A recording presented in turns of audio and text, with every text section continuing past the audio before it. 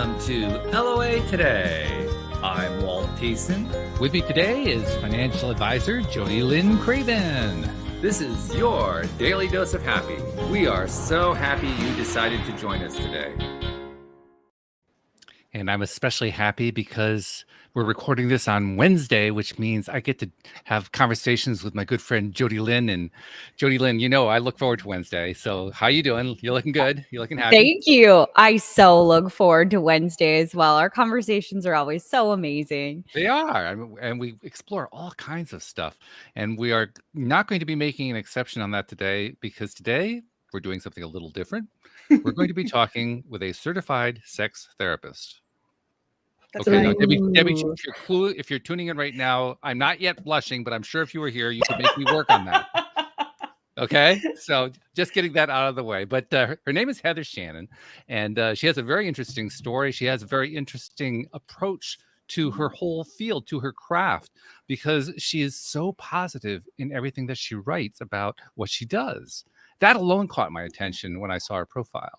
And I figured, well, I'm a sex therapist. That's got to be interesting no matter how you look at it. So Heather, thank you for joining us on the program. How are you doing today? I'm good. Thank you for having me, Walt and Jody. And you're right. There's never a dull day being a sex therapist. I'm sure. Yeah. I like it that way. You like it that way. Okay. Yeah.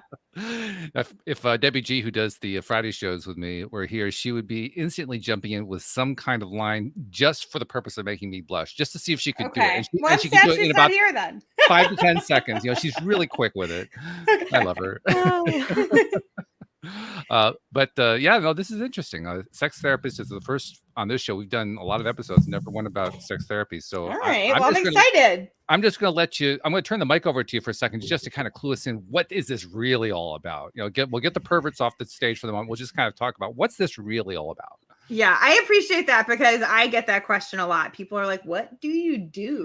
You know, what is a sex therapist even? So I'm a licensed mental health clinician. So I'll start with that. Okay. And I've chosen to specialize in sex therapy. So, you know, when I first started my private practice, people love to talk about the relationship. So even though I was kind of aiming at people with, you know, anxiety and people with addictive compulsive tendencies, everyone who came in would talk about the relationships. And I had a few like kind of brave souls, I would say, who talked about, you know, sexual trauma related to addiction and who explored gender identity and sexual orientation and fetishes.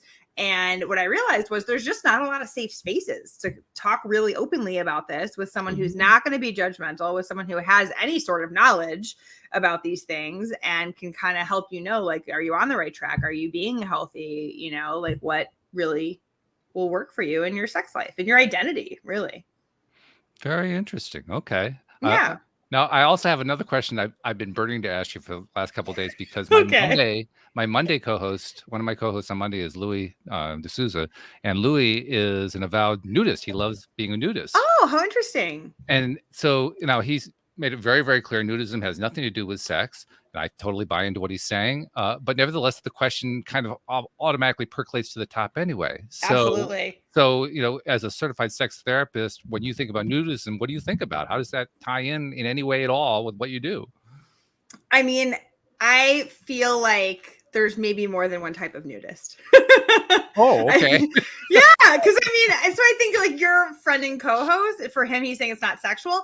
And I can absolutely see there being just sort of like the freedom of kind of being naked and feeling kind of free. And like, this is my natural state. And I'm just going to like walk around and not worry about it. And I think there's definitely people who are maybe more on the exhibitionist side with how they approach nudism, or like, you know, hey, part of the kink community, let's go to the nude beach and, you know, get kind of frisky or show ourselves off. So I think, would those people be straight up nudists? Maybe not. But are they going to participate? From what I understand, I don't think the nudists would even accept them, to be perfectly honest. Right. That's what I'm saying. So it's like they might go to a nude beach, or they might go to like a nudist place, but they're, you know, there's a different vibe to it. So I think what your friend is describing is genuinely not very sexual. He lives in the UK. His wife is of Austrian heritage, and they go to Austria every year for both winter ski and for summer vacations. They took a holiday just a few weeks ago, and while he was there, apparently they went to, or he went to, I'm not sure if they both go. He went to some. I'll call it a health club. I don't even know what kind of club it was, but it was Okay. for nudists. And Interesting. he walks into this one. Apparently, they have all these different facilities, different rooms, and so forth. He goes into this one room and he sits down. He doesn't even think about what's going on or anything like that. And he feels like people are looking at him. He looks up and he sees the entire room is full of women. He says, "Oh, is this women only?" And they say, "No, no, no. If it had been, we wouldn't let you know." So, I mean, Interesting. so Huh. Well, it sounds like an interesting experience. I haven't worked with people who are more on the nudist side of things. Mhm. I also wonder if they're just so comfortable with themselves that he maybe talks they about that a don't. lot. Yeah, maybe they Yeah. don't need as much sex therapy. Who knows? I don't think sex therapy really comes into it for them. I think in some ways, from the way Louis was describing it, for them, it's more like this is the natural way we are. Right. And for him, it's freeing just to kind of Totally. be in that place.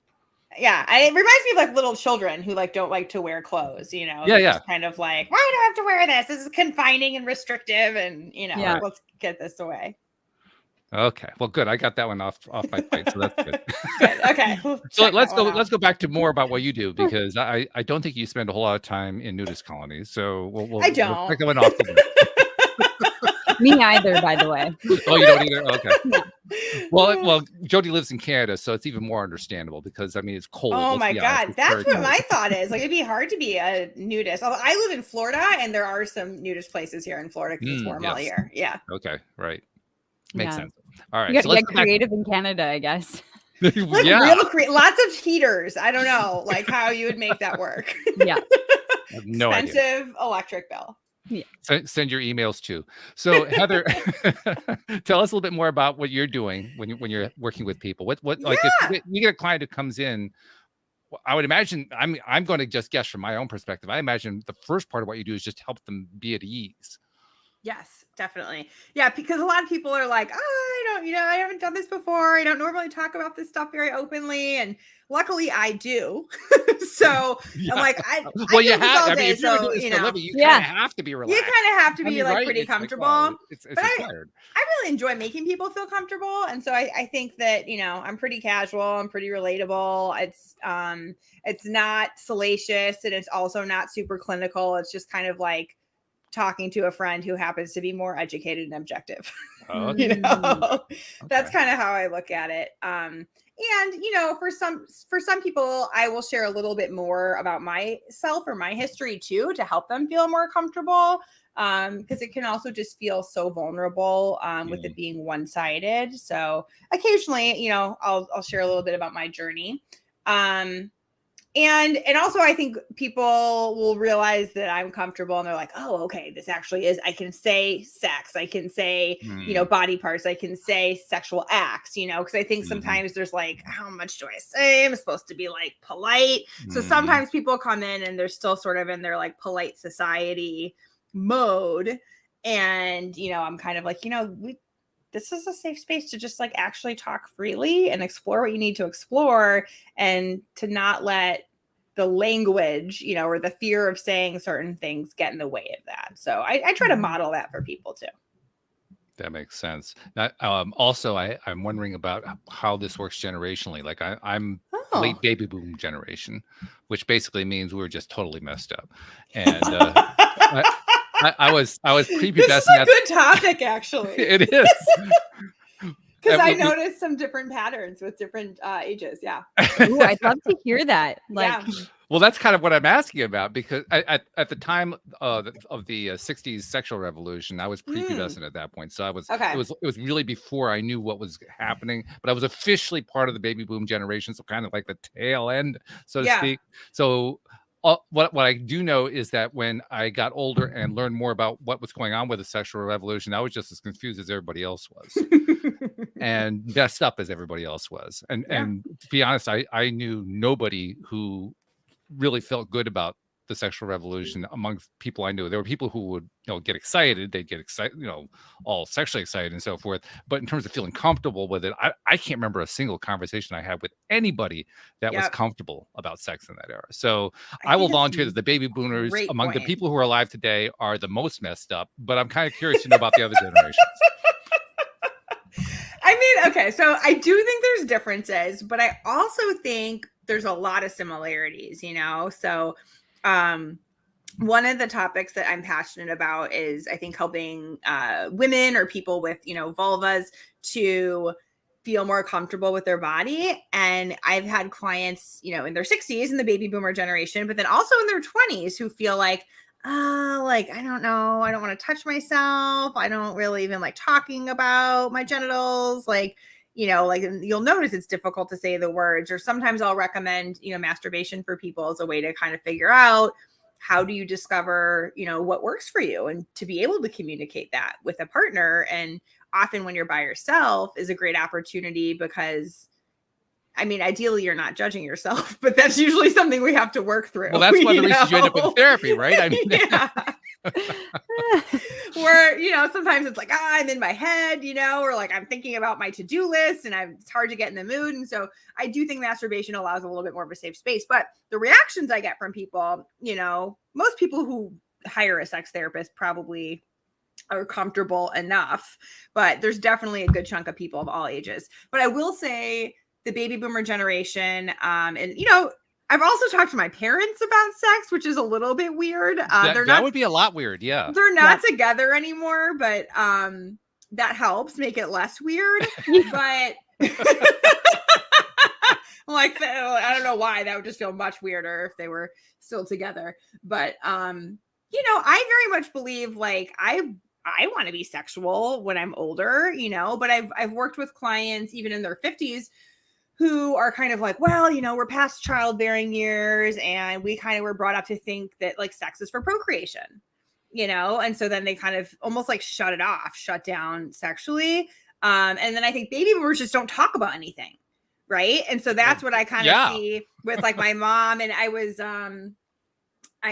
actually taught my mom and some of the friends in her building how to meditate. And so 2 years later, they have a group going still, which is amazing. Nice. So I was visiting the group. I was, hanging out with them and we went to dinner afterwards. And so I was talking with her and a couple other people in her age range.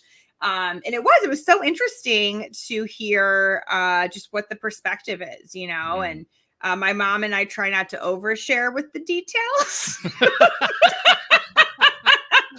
And whose behest is that? I'm curious. Yeah, she's always like, Heather, I don't need to know. I'm like, Mom, you're the one who overshares. Let's be clear. Okay. Got it. I'm like, I'm not oversharing. But yeah, so we have kind of a joke going with that. But talking to her friends, you're just kind of like, people don't talk about this. People have sex, they take their clothes off, they do very vulnerable things. As long as they don't talk about it, it's okay. Mm-hmm. Which I find fascinating. So that's kind of the biggest difference I probably see is there's kind of like a let's just not talk about it vibe with the boomers. Whereas with like the 20 somethings, they might have very similar issues, to be honest, but they're probably more likely to communicate about it. So do you also find that there is a difference between men and women? Yes. Either their issues or, Yes and no. That's a good question, Jody.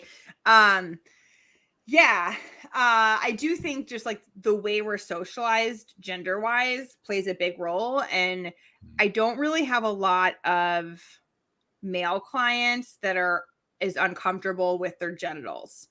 And so I think that's something that I see much more with females, where it's kind of like even getting your period or something, I think it's like, ew, gross, blood, ew.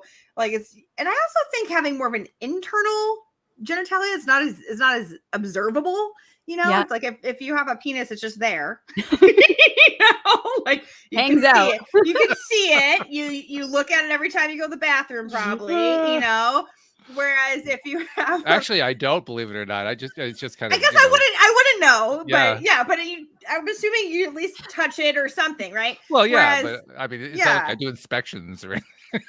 Fair, that's fair. But there's actually a huge number of people with a vulva that have never looked at it. Literally, like never. Which I think is, yes, really.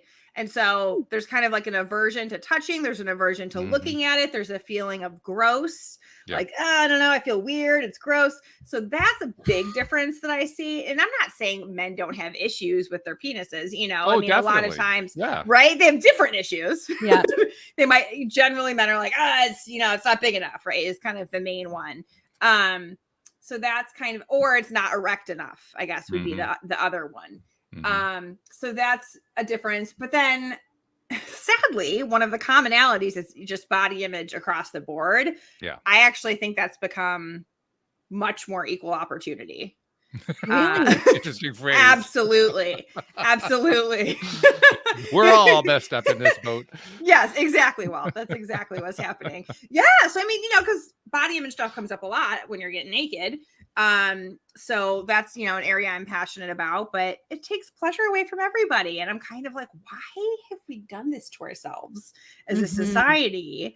And so I'm very passionate about like, let's just accept where we're at. Let's say kind things to our body and let's stop expecting it to, you know, look like some version of perfection that, you know, we've been taught. And so again, it's different things where men maybe feel like, oh, I'm too skinny or I should have more muscles or I'm too chubby or I'm balding or my penis is too small. And, you know, people who identify as women might feel more like, you know, I'm too fat or I don't have enough curves or, you know, my skin is, you know, saggy or, you know, whatever aging issues and stuff. Although you have that dimple right on my butt. Yeah, there's a cellulite, you know, so it's like there's this whole there's the stretch marks from pregnancy, you know, so there's this laundry list of like things that we're not accepting about ourselves. And then we bring that into the bedroom and then talk about it to our partner about how unattractive we are. While we're doing it. While we're trying to have sex and be intimate and vulnerable. Yeah. So it's like, I think everyone listening knows how well this goes. Yeah. You know, but certainly I'm single. So I was on Bumble swiping a little bit yesterday and I like matched with this cute guy and I'm like, oh, and I looked a little closer at his photo and he had like blurred out his forehead wrinkles and his under eye wrinkles. Wow. And so I also think it's fascinating with filters. And I'm like, you know what? It's like, I don't blame people, but you just kind of realize like we're sending ourselves these messages that like we're not okay as we are. So I'm just gonna like go put my like crow's feet and, you know, sagging whatever on camera more. I think that's gonna be my solution. Well, let's be honest. We are rough on ourselves in every area of our lives. It's not just body image. It's like everything of it. One of my favorite ways of expressing it is if we treated our best friend the way we treated ourselves, we wouldn't have a best friend. We would have no friends. Absolutely. We'd have no friends at all. Zero. It'd be ridiculous. Zero. We're so mean to ourselves. It's so cruelty. Mean. I think I'm just starting to learn how to be nicer to myself and I do this for a living. So I do want to let people know it's okay. Just like be where you're at in your journey, but like maybe pick one area where you're going to like actively start saying nicer things or like when you start saying like, oh my God, my stomach is huge, you know, to kind of be like, what if I just say like, oh, hey there, tummy. This is one of the things I do is talk to my body parts. And I actually find that to be extremely helpful, you know, and I'll be like, stomach, I'm sorry. I've been like a real jerk to you. You know, I like that. That's nice. One of the methods that I work with people on is called internal family systems. And so you do like some parts work, but it can be sort of more of a metaphorical part of your body or energetic system. So it can kind of be like an anxious part, or it can be an inner child part or an inner critic part, but it could also be like a literal body part. You know, and so I have clients who do this kind of parts work, you know, with their genitals, with their stomach, with their heart, you know, everything that kind of shows up in our intimate relationships. That was one of the hardest things exercises I was ever given by a coach is like, look at yourself in the mirror naked and say, I love you to all of the parts. That was really hard. Did you do it? Yes, I did it. How did it go? It changed forever the way that I see my body and the way that I treat it, because I was being an AH to every part of me like that I thought was imperfect. Yeah. So it was a very powerful exercise, and it was very difficult to get the words out for places like, It is. you know, I'm like, oh, my arms, yeah, my shoulders, they're nice, I love you, great, Right. whatever, That right? was okay. But It's like more neutral. something, Yeah. you know, as your body changes, like I'm 37 now, and you know, my body does not look naked the way that it did when I was 20. Right. And you know, so looking at it again, and I think you guys were talking about nudist colonies, and I was blushing like, oh my God, being naked in front of anybody else but my husband, like even by myself, I wouldn't do it. Oh God, there's a mirror. Like, you know, it's just not, I'm more conservative than that, I guess. I don't know. I haven't asked Louie about that. I'm curious to know if they have mirrors in nudist colonies. I don't even know. That's interesting. I wish Louie were here. That would be so interesting. Oh, he'd be giving a completely different take on this. I know. Oh yeah. Next time. Next time. But yeah, but the body image is fascinating, you know, and I've certainly been, I now don't make any negative comments about my body. Certainly not while I'm naked with somebody. But that's just a no-go. I just don't ever do that. I'm just like, why would I ever do that? Right. So I think even for people listening to like, what if you just make a decision now? Like, oh yeah, that makes me feel like crap. It kind of takes away the other person's pleasure too. And then we're probably both more in our heads. And then we were both also just bringing in more negativity. So like, what if we just don't do that anymore? And the reality is that in that moment, when I've had somebody else say that to me, like, oh, this or whatever, like when my husband's like, oh, I'm chubby, or, you know, like turn off the lights or whatever, I wasn't even in the realm of thought that he was in. Like, I was like, what? Huh? Like, what are you talking about? I wasn't even looking at that part, or I wasn't seeing things the same way. I wasn't looking at him and being like, oh yeah, you need to lose a couple pounds. That was not even in the realm of thought of where we were, because I don't see him that way. That's my experience too, is like, I don't make those comments ever anymore in those situations, but the last two partners I have been with have both said negative things about their body, and it kind of kills my joy, because I was kind of like, oh, I was trying to focus on what I like about you. I'm like, I'm attracted to you. And it's almost like, are you criticizing my taste? Like, you know, I got bad taste. And I mean, I had a male client years ago, and I don't know if he had met his girlfriend at the gym or something like that, but I think she had gained some weight and he didn't really care, but she kept pointing it out and kept pointing it out and kept pointing it out. And eventually he did start kind of questioning his attraction. So it's like, are we trying to talk people out of being attracted to us? If so, keep going. But I don't think we are. I don't think that's the intention. I don't think so. Yeah. So like, let's just be really, really nice to ourselves. And it's like, if we have the thought, maybe you could just be like, you know what? I'll do some parts work with that later. Now is not really the time for that. Yeah. And yet there are times when it is appropriate to bring stuff like that up as an issue, because I'm thinking about my relationship with my wife. When we first met, she told me about her background, that she had experienced anorexia. And she considered herself still to be in recovery. I can tell you quite honestly, there's absolutely not a shadow of a doubt that she is out of recovery. But we'll put that aside for a moment. The main thing is she felt like she needed to tell me about it. And since she's also a former psychotherapist, at the time she was a psychotherapist, I felt like I really, really had to listen. And it's an interesting tightrope to walk, because as far as I was concerned, she was fine. Right. But I also wanted to respect how she was feeling about it. That sounds like a beautiful way to walk the line to me. It was the only way I could think of to do it, to be honest. Because we can't convince someone to feel differently about themselves, you know, like that's really the other person's work to do. And sometimes they might be kind of digging for a compliment or validation. And so we don't want to be like a jerk about it. But personally, like I might say, like, I think you look good. I don't let's not focus on this, you know? It depends on the context. If you're in a longer term relationship, then it might be like, okay, how can I support you with this? You know, it's important not to get codependent with it, you know, and take responsibility, but to just kind of, you know, listen, be a witness. One of the things I've learned working with body image over the years is it has nothing to do with what the person looks like, you know, and I've heard people say fat is not a feeling. And I kind of feel like the reverse. I'm like, fat is not based on fat. Fat is a mental state.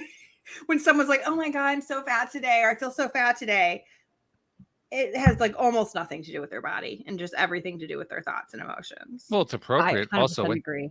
when you think in terms of how dietitians, not so much dietitians, but people interested in weight loss they focus on not eating fat, which has absolutely nothing to do with being fat. So why not also have a factor where, fat itself is not even part of the conversation? It's just, it's like everything is disconnected from itself. Right. But I think it's like when my clients start like working out or eating well, even before they've like lost any weight or really changed anything noticeable at all about their body, and they'll even admit this, they start feeling better. And I think it's because they start talking to themselves a little bit differently, and they start feeling maybe a little bit proud of their behavior and their actions, and they're showing up for themselves, Depends if it's in a kind way. Their energy is totally changed. Yeah. So I guess I want people to know that too, is like, I've had clients who, are thin and trim and obsessed over 3 pounds. And one of the fascinating concepts to me is like the moment before you step on the scale and the moment after you step on the scale. It's like you're literally the same person. Like nothing has changed, but like how you feel could be drastically different. And I think that's just a fascinating concept to explore. So it could be like in your head, you're thinking, your weight is a certain number, and then you step on it, it's, 3 pounds more. And you're like, oh my God, this is a terrible day. Nothing's working. I can't control my body. I have no control. And we'd start telling ourselves all these messages, and it's fascinating. So I think to just start realizing like, this is kind of just like a mind game. And what if I stop playing that mind game with myself? It's fascinating what we're attached to and then the meaning that we derive from it. Yeah. I started like a weight loss journey last year. I just wanted to lose some weight, whatever. I was going to do it. I was sick and tired of being where I was at. And I started doing Noom and tracking things and whatever. And they suggest that you weigh every single day. And that was the first thing that I noticed. Interesting. Was how attached I was to the number, and doing it every day and being mindful of all the things that I was saying to myself based on what that number was and the meaning that I was giving it. Having that awareness of those things really helped me detach from the actual number. Oh, that's so cool. Not that I'm completely like, healed from that, because I still step on the scale and like, whoa, okay. But it's interesting how it's all in the mind, and it either makes it better or vastly worse, whatever it is you're saying or the meanings that you're creating right there. Yeah. And one of the things I've noticed for myself, because, my weight's gone up and down over the years, is I could be the same number in the present moment, but if I'm on an upward gaining trajectory, I feel one way. But if I'm on a downward losing trajectory, I feel a totally different way, which I just think also is fascinating. So it's like in the moment, it might be the exact same number, but I have a completely different thought and feeling. Yeah. You know what? Something similar happened to me. So I went on a crash diet for my 30th birthday. Fun. And it was really awful. Like I think I ate like 500 or 600 calories a day. God. I just treated my body like crap. And I lost weight very quickly within like 30 days. I was at my ideal weight. And what I've noticed having a new awareness is over the last year, I have arrived at within 5 pounds of that weight. Oh, but I feel completely different. My God, Judy, I love this story. Yeah, it's just, I mean, even when I was at that weight, when I was 30, I felt like I still wasn't good enough, and I wasn't thin enough. And my friends were starting to tell me that I was getting too thin, and that they were worried about me, and probably because I lost the weight so quickly. But I felt good in those moments, but I still felt like I was fat. And then, being within 5 pounds of that weight now, I feel I look completely different. It sits completely different. And it just, the whole experience is different, even though there's a 5 pound difference. Yeah. It's crazy. It's all in the mind. It is. And I mean, I think like, law of attraction wise, it's like the energy that you bring to something creates whatever you manifest. Yep. So I feel you're bringing a healthier, peaceful energy where you're coming from a place of self-care versus like recrimination or punishment. Yeah. It's like, that's so drastically different. So that's something I work with my clients on, is like, yes, have whatever goals you want to have for your fitness and health. I'm not saying like, don't try to be healthy or something, but like, where is it coming from? Is it coming from I'm unacceptable as I am? Or is it coming from I'm worth putting time and energy into.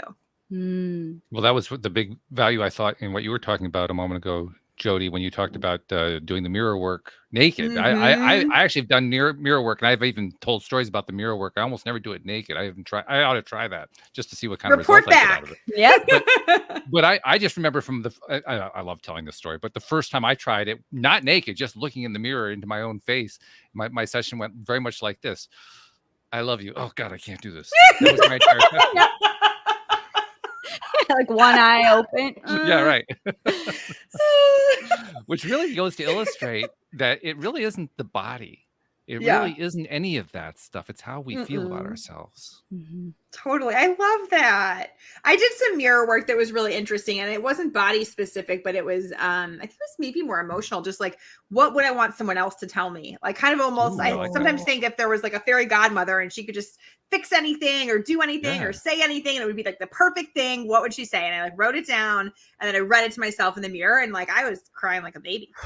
Yeah. Wow. Yeah. I'm gonna try that one. That sounds very good. And like kind of like looking in your own eyes in the mirror and doing it. So that was an intense one. Highly recommend. Now I'm trying to marry that one with doing it naked, and it, like my brain just won't go there. Yeah, no. Maybe try it first. I think I'll try it. What? Yeah, clothes on. with First the clothes. Yeah, then try naked if you feel like it. Yeah. And I mean, like you could just start with the top half naked and then graduate the next day or something. There you go. Louise, leave me alone. Need the bathroom. So funny. Meanwhile, my face is looking at me and saying, "Look, I have enough to deal with here. You go out and deal with the rest of it. Come on, give me a break here." So funny. Boy. I have a question about sex. Yeah, please. What is between your clients that are coming in to talk about relationships? I don't know if like the husband and wife or, you know, the whole couple comes in or a part of the couple comes in. Could be either way. Both. What is their like most common frustration or complaint or thing that they're looking for guidance with? You know, it's interesting because when I picked this niche of sex therapy, I was like, oh my God, I don't want to be pigeonholed, you know? And now that I've gotten into it, like there's so much within sex therapy. So with couples, I tend to work with a lot of low desire or just like difference in libidos. Or I work with people who want to open their marriages typically. Those tend to be and communication issues. I mean, there's always communication issues. And some of that comes from, you know, maybe someone grew up more conservative and doesn't feel comfortable talking about sex, but they kind of know they need to. So they're pushing themselves and coming to see me. So that's with couples. And then individuals, it could really be like a gamut, you know? So like I've had people come in wanting to discuss like their sexual orientation.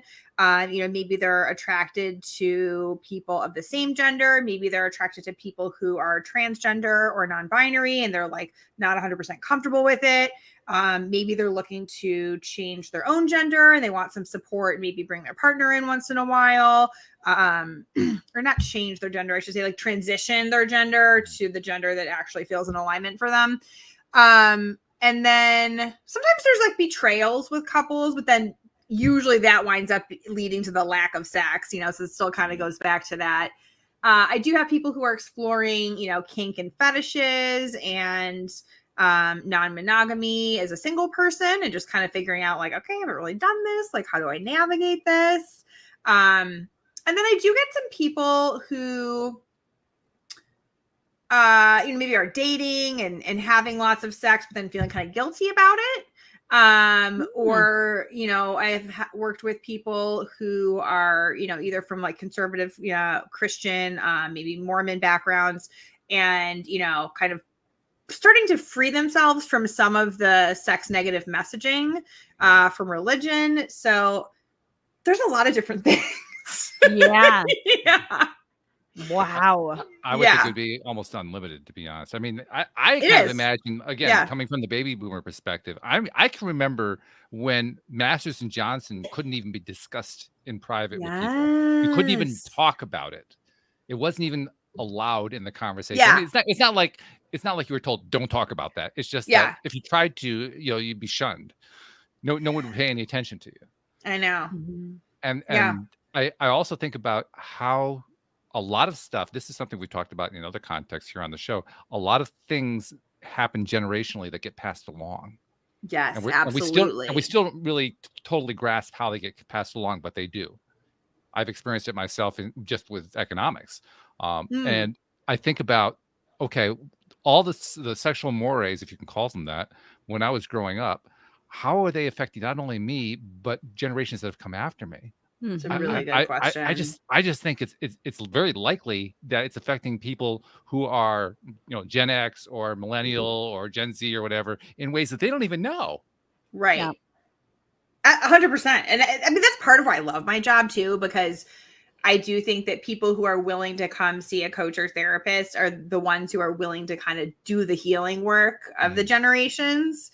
They're kind of like, all right, the buck stops here, basically. Like, I'm going to do the healing work. Let's change this moving forward. So I'm not passing stuff down to my kids that doesn't feel good. So I love that. It's not easy to face things head on and do the inner work. It certainly helps to have support, but it's super rewarding, to see people reconnect with their partners and feel more accepting and freer in their own sexuality and who they are, and to be able to communicate that and have more pleasure and intimacy in their lives. Like, it's super rewarding. I love it.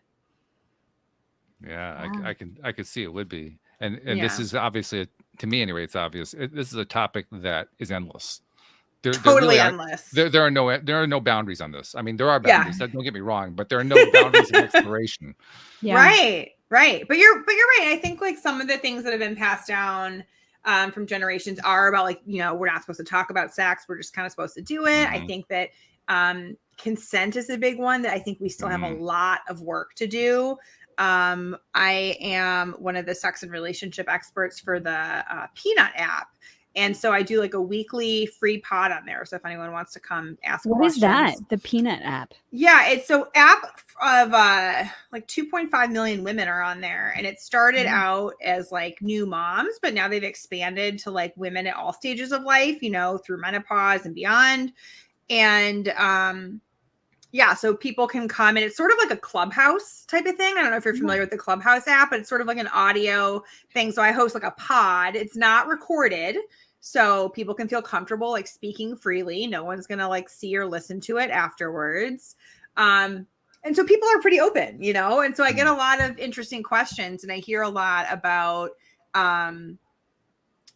most of the people in there who have identified their sexuality well, definitely some bisexual people in there have talked about bringing in a third person who's a woman, but also people who, most of the people are married to a man in there. So people will talk about their husbands and feeling kind of pressured or coerced at times with sex. And, yeah. And that's something that, couples I've worked with, the guys have actually been open about that. Like, yeah, I was coercive and I know I shouldn't have been, or, wow. I was kind of pressuring.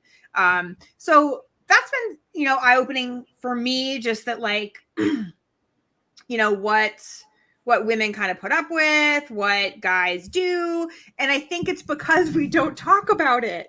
I think that guys are in a position where they're kind of like, I don't know how to get my needs met. And I'm like trying to communicate it, but I like maybe don't have the ways or words to do it kind of like quote unquote the right way. And I think, women sometimes feel an obligation, that's another gender difference, Jody, to speak to your earlier question.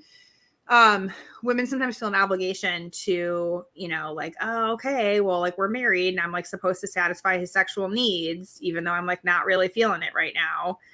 So that's something that I'm like wanting to help to undo as well, where like people can just have conversations and, and certainly sometimes in a hetero relationship, the woman's the one with the much higher sex drive. Like that happens as well. But it can be tough to navigate, like how do you get your needs met? How do you not feel kind of bad or guilty if you're the one with the lower, drive? How do you avoid getting into a situation where it feels like a chore or it feels pressury? Yeah, there's a lot there. It's like Walt said, no bounds. Infinite. Yeah, it is.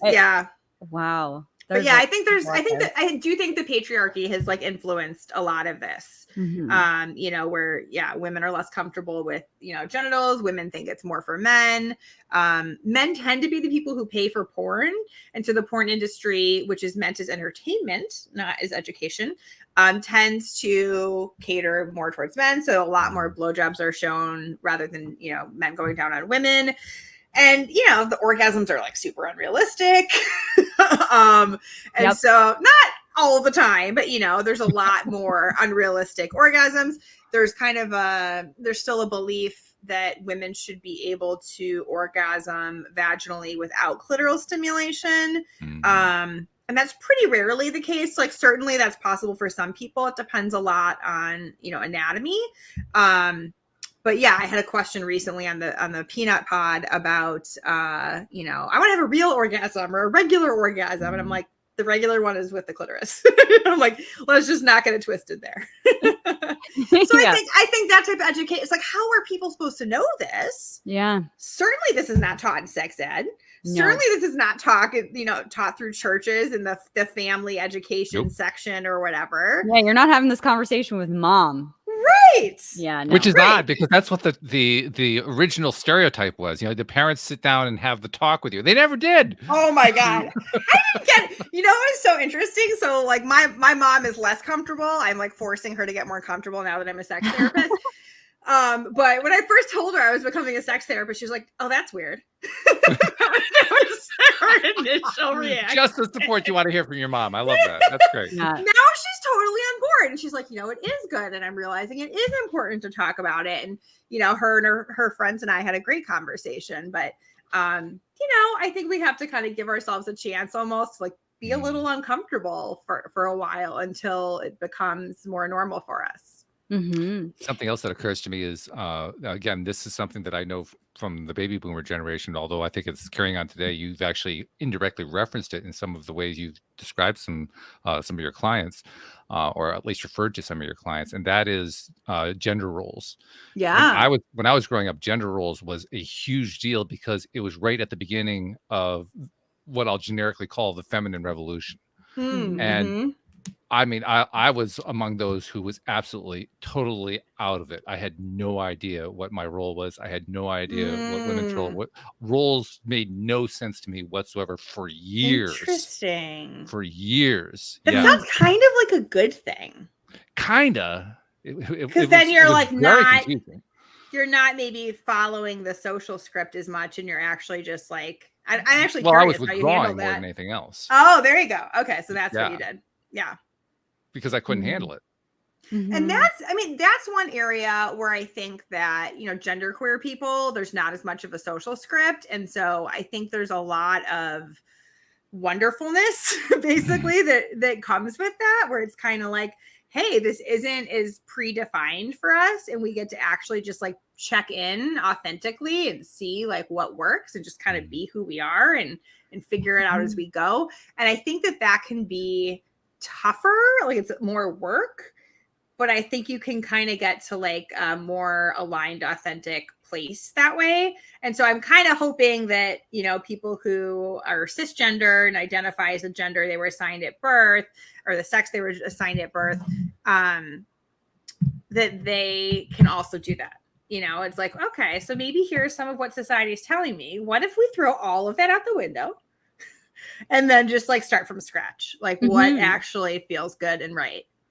Well, and I think a lot of times when I have felt anyway that, that as a woman, I have assumed this is what my role is, or this is my job as a wife or a partner or whatever. And I had this big conversation with my husband because I felt overwhelmed with running businesses and the household and all of these things. And I started to feel angry and resentful. And, I'm very, I look towards myself and I reflect on what am I feeling and why am I feeling it? And it came down to this boiling point of, because I have all of these things that I have to do. And it was the question of who says that I have to do them? Well, I have to do them to be a good wife or a good partner to my husband. And I, got the courage to ask my husband, What do you expect of me?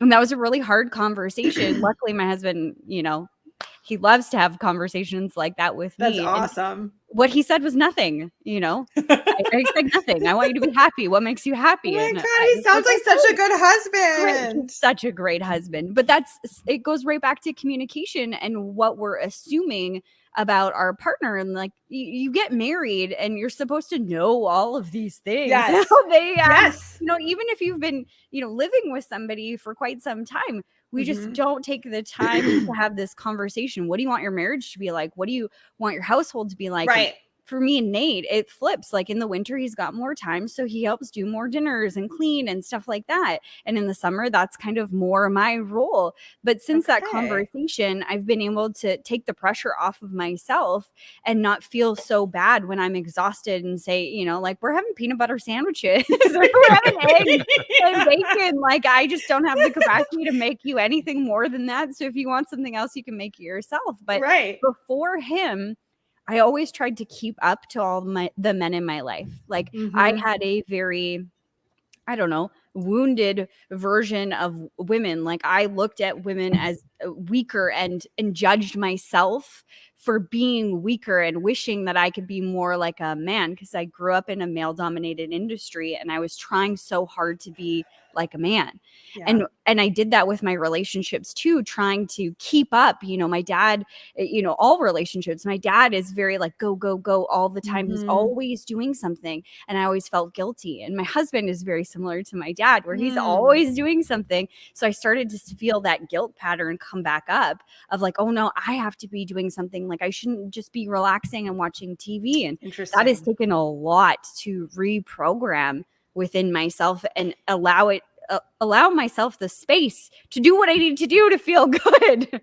I love that. And thank you for sharing that. Like, I think that's important for so many people to hear, that, I think there's been a lot of, I don't know if I should say canceling, but like bulldozing of feminine energy.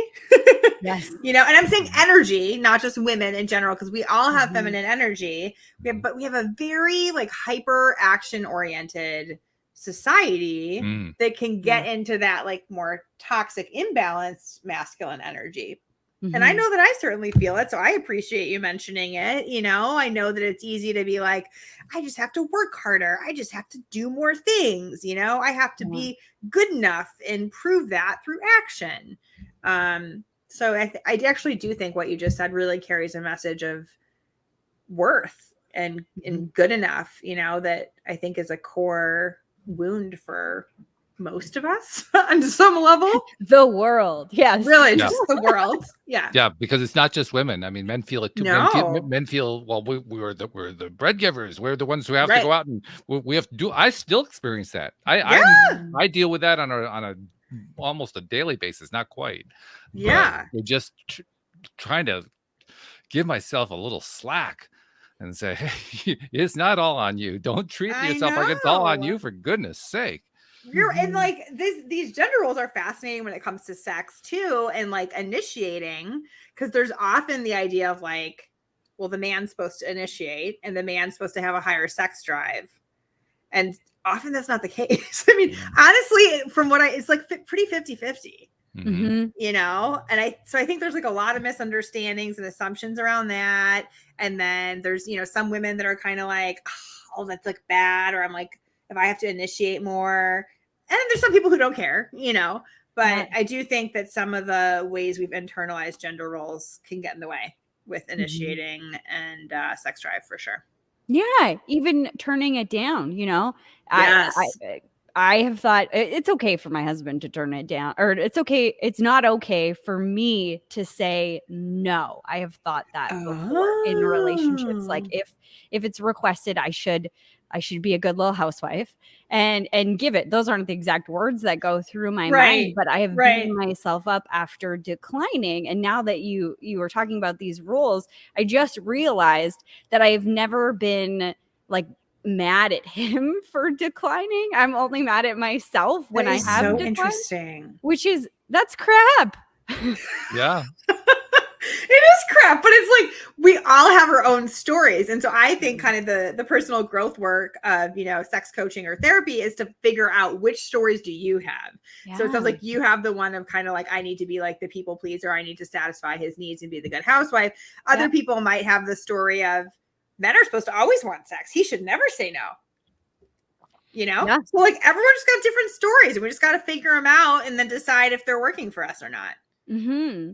Do you find though that, or how would you suggest having those kind of conversations without like getting into a fight? Because it is very sensitive. And, if I was to say to my husband, I want to have more sex, he might take it negatively, like I'm upset with our sex life. And that's not necessarily the case at all. I just like more of it. I don't know. I think how you just said that actually is great. I'm not upset at all. I kind of just want more. Like this is kind of doing it for me. Can we do more? Can we do more of this? So just amazing. Communicate that. Yeah. Okay. Yeah. And it's one of the most funny things for me is like when clients ask me stuff, kind of like you just did, of like, well, I just don't know how to say blah, blah, blah. I'm like, you literally just said it perfect. I'm like, maybe the key is pretend you're talking to me, because I think when they imagine talking to their actual partner, there's like a whole series of like thoughts and emotions that then get them in a weird headspace. Yeah. But when they're talking to me, they're like comfortable and they're free and they're just like saying it calmly and they're not like riled up and then it works perfectly. Yeah. So that's one technique, pretend you're saying it to like a neutral third party and just talking about it. I tend to bring things up in sort of like a cutesy way sometimes, or like sometimes try and use a little humor. I also am a fan of like the compliment sandwich. The compliment sandwich. Okay. If you have like a piece of like feedback of like constructive feedback in there, to be like, you seriously look so amazing with your shirt off. I would love if you did oral sex on me a little bit longer. And that technique you used on whatever was amazing last time, so it's like, you're kind of like sandwiching the feedback in between some compliments. They have to be sincere and you have to like, flow probably a little bit better depending on the conversation, but it depends on your partner too. Some partners, it's like, you could just be super direct and they're not going to take it personally. Some partners are going to be like real sensitive and they're like, oh my God, you're criticizing my sex skills. And then they feel like terrible and cringy. Yeah. And so I think it's that balance between like, okay, you want to take into consideration your partner's style without getting into codependent territory where you're trying to like manage their emotions for them. So it's like, be considerate, say things in a nice way, but realize like your partner's reaction is your partner's reaction, and I had an ex-boyfriend who had to tell me at one point, like, it's kind of hard to bring things up to you because you're so sensitive. And I was like, oh. And then I was like, I don't want you to not be able to bring things up. And so then that was an area I kind of had to work on. And I think that relationship helped me get much better at taking feedback. And so I would say, if you're the one receiving the feedback, just realize like, this is not a reflection on your character. This is not a reflection on your worth. This is actually how you get to a stronger relationship. Mm-hmm. And if your partner wasn't invested in having an even hotter sex life and an even stronger connection, they wouldn't even be telling you this. So that's so true. And it's so interesting how we take everything, and I mean this as a blanket for pretty much the entire world of people, that we take everything so personal to like a soul level. I am good or I am bad. If somebody makes a suggestion or tells you something, we get cut so deeply. And it has nothing to do with that. It's the opposite. They want to have, whether it's more sex or more conversation or more whatever, they're trying to connect with you on a deeper level and get more of what they need and want, which has nothing to do with you being good or bad. Which is a beautiful thing. Yeah. Really. Like the way you just said that, I'm like, yes, that's great. Yeah. And one of the books I like to recommend for that is The 4 Agreements by Don Miguel Ruiz. So he has a whole chapter on don't take anything personally. And I read that many years ago, but when I first read that, I was like this radical. I'm like, what do you mean? Some things are personal. Like, I don't even get this, So it took a bit to wrap my head around it. And now like, that's something I work on with my clients all the time is like, your partner's reaction is about them. That's about their thought model. That's about what are they thinking and how is that creating the ways they're feeling? And then how does that lead into the ways they behave? You know, and that actually has nothing to do with you. Like you could have 100 different partners. They're all going to react differently. Yep. You know, and so then I think we start to realize like, oh, maybe it really doesn't. Maybe that's just about them and I can let them handle their own stuff and I can focus on mine. Yep. One thing we haven't touched on yet is people who are in relationships, committed relationships, but they've lost interest in sex. Oh yeah. That's a real big one. Wow. The way you say that, it sounds like it's almost common. That's probably the most common. Is it really? Really? Yeah. For couples, it's either like the lack of sex or opening the marriage are kind of the two things I get. So the lack of sex one, there's so many reasons for that. And so it can be helpful to have a professional, like, you know, working with you to figure that out. It can be hormonal. It can be past traumas. It can be thoughts and beliefs that are almost like hidden in our subconscious about like, oh, I'm too old for sex. People of my age are not supposed to have sex. Or, you know, sex is only supposed to be for procreation. Or, you know, I had my uterus out and now I just don't feel like as much of a woman and people might not realize that. Or, you know, there's some kind of grief in the relationship that I haven't processed, or there's some kind of betrayal that I like actually never healed from years ago. So there's, you know, it's interesting because like when I tell people I'm a sex therapist, they're like, ooh, salacious. And you talk about like all of the kinky things. I'm like, yes, and. Yeah, I totally thought of that movie, Meet the Fockers. The mother or whatever, she's like on the wedges. And that's exactly what I had pictured. But it's like, you know, you went up through a lot of deep healing work and like deep emotional work that kind of goes with sex. And I think sex is naturally so holistic. It's like a very like mind, body, spirit thing. And so it kind of, you know, before being a sex therapist, you know, I've gotten to be like a Shambhala meditation guide and a holistic health coach. And so I kind of come from a very holistic background, but I think that's part of why sex is fascinating, because it's kind of like never just about sex. It's never just about the act of sex. There's always a lot of layers to it. But yeah, so I think there's layers. It applies to all different aspects of the human psyche, of the way we live our lives. I mean, our lives are layered. We don't often think of them that way, but our lives themselves are layered, and those layers can be daunting. They can really, you can get pretty messed up. Yeah, right. We're good at that. We make everything complicated. It's our specialty.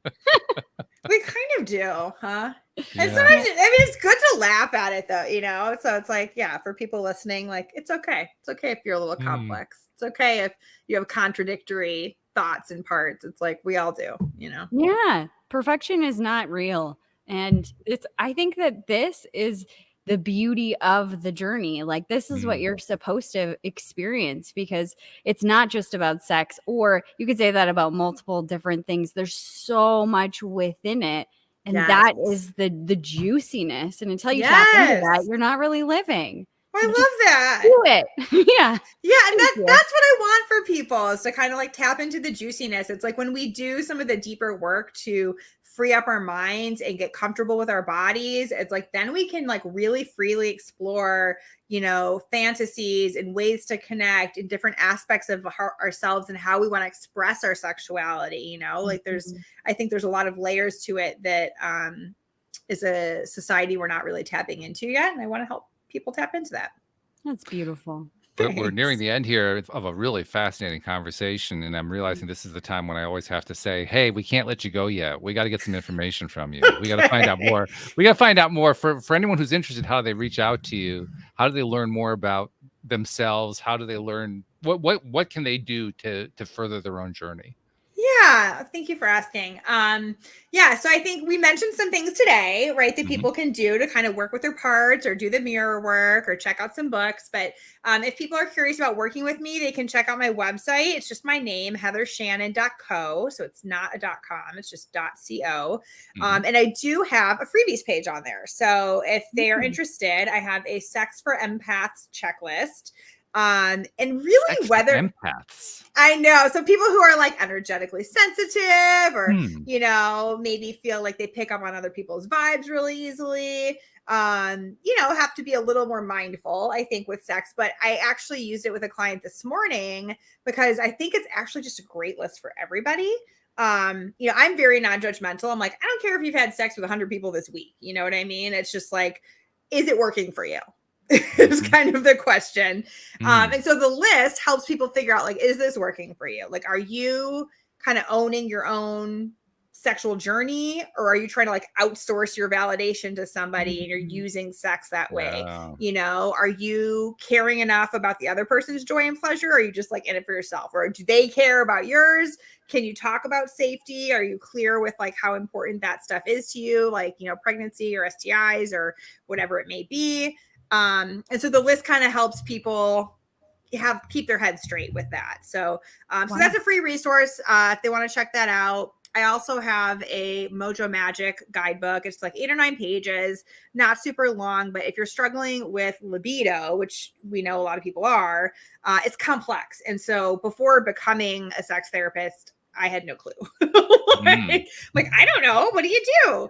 Yeah. So it at least gives people a place to start with, like, okay, you know what? I relate to some of these issues that might be the causes, and I haven't really tried some of these things that might be the solution. So, that can impact marriages and relationships a lot. And so that can be an important one just to get started on.